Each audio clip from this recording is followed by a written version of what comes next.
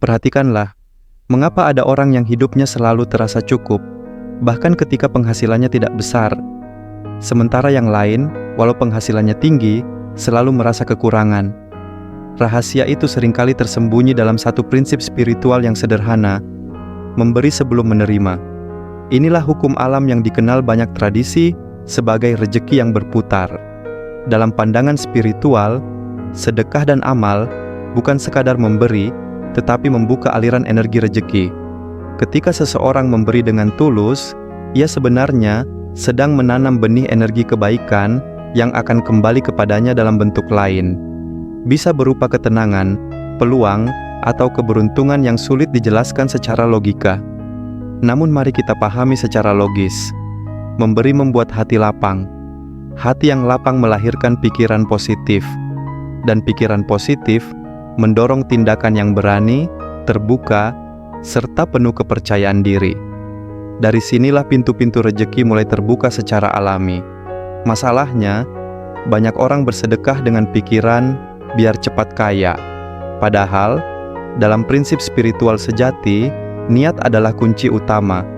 Jika memberi dilakukan dengan pamrih, energi yang terpancar bukan kelapangan, melainkan hitung-hitungan.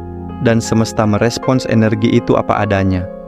Sebaliknya, ketika kita memberi dengan ikhlas, tanpa rasa takut berkurang, kita sedang menegaskan keyakinan bahwa sumber rejeki bukan dari manusia, melainkan dari Tuhan.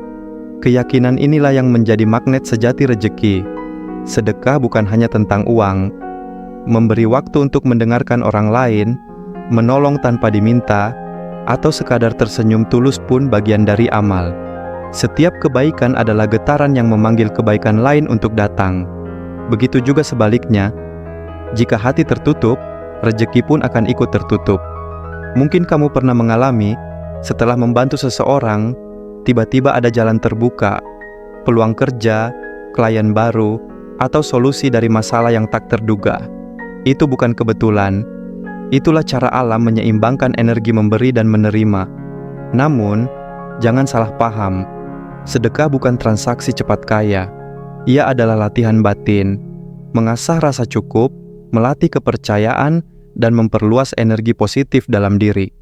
Ketika hati selaras dengan prinsip memberi, rejeki mengalir bukan hanya dalam bentuk materi, tapi juga ketenangan, kesehatan, dan relasi yang baik.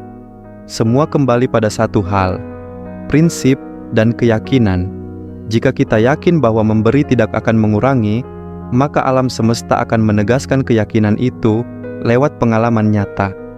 Tapi bila kita ragu, maka keraguan itulah yang jadi penghalang aliran rejeki. Jadi, jika kamu ingin mengundang rejeki, mulai dengan satu langkah kecil, beri sesuatu hari ini.